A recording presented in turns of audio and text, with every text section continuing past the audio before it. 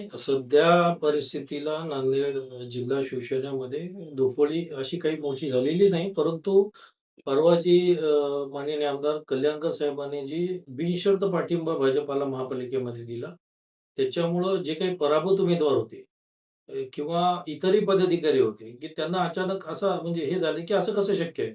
कारण आमचं असं कल्याणकर साहेबांना म्हणणं होतं, की आपला स्वतःचा एक स्वतंत्र गट निर्माण केला पाहिजे.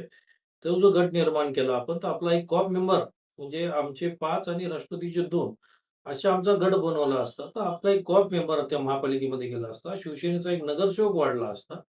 त्यानंतर स्टँडिंग जी महत्त्वाची महापालिकेची कमिटी आहे, जी की पूर्ण आर्थिक निर्णय त्या कमिटीमध्ये होता. त्याच्यामध्ये सुद्धा 5 वर्ष आपला एखादा सदस्य त्या ठिकाणी राहिला असता आणि आमची त्यांना विनंती केली आम्ही, की बा तुम्ही अशा पद्धतीनं गट बनवा. परंतु त्यांनी कुठल्याही पदाधिकाऱ्याला, कुठल्याही पराभूत उमेदवाराला, कुणालाही विश्वासात न घेता परवाच्या दिवशी अचानकपणे जाहीर बिनशर्त पाठिंबा दिला, ज्याचा की पक्षाला कुठलाही फायदा होणार नाहीये.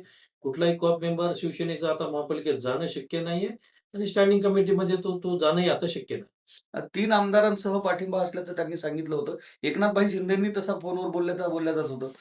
नाही आता त्यांनी जे काही म्हणले त्याच्यामध्ये 3 आमदार तर नाहीच आहेत. फक्त बालाजीराव कल्याणकर आहेत आणि दक्षिणचं अशी परिस्थिती की दक्षिणमध्ये एकच उमेदवार निवडून आलेला आहे आणि 3 नगरसेवक एक भूमिका घेतील आणि एक नगरसेवक वेगळी भूमिका घेईल.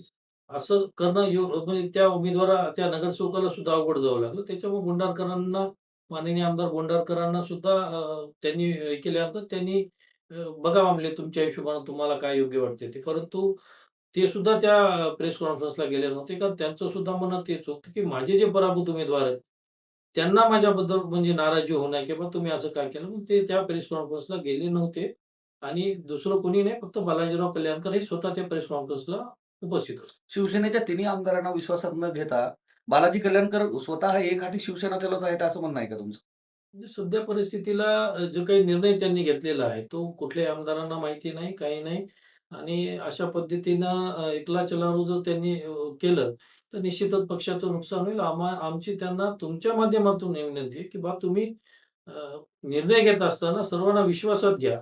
सर्व पदाधिकारी, सर्व प्रमुख तुमचे काही जे काही उमेदवार आहेत, ते त्या-त्या वॉर्डातले प्रमुख एक कार्यकर्ते आहेत आणि त्याच्यामुळं पक्षाला उद्याच्या होणाऱ्या निवडणुकांमध्ये आता येणारी एका 15-20 दिवसामध्ये जिल्हा परिषद निवडणूक आहे. पुन्हा त्याच्यानंतर त्यांची निवडणूक आहे. आज यांच्या निवडणुकीत यांचा पराभव जरी झाला, तर पुढच्या विधानसभेला हेच माणसं त्यांचं काम करणार. त्याच्यामुळे कोणाची नाराजी न करता तुम्ही सर्वांना एकत्रित बसून त्याच्यामध्ये मार्ग काढला पाहिजे. संपर्क प्रमुख आपल्या सोबत आहेत.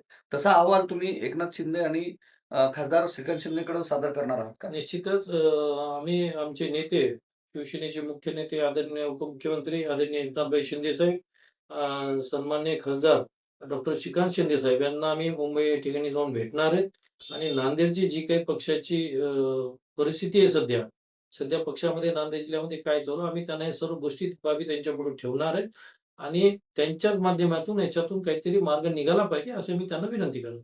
ठीक आहे.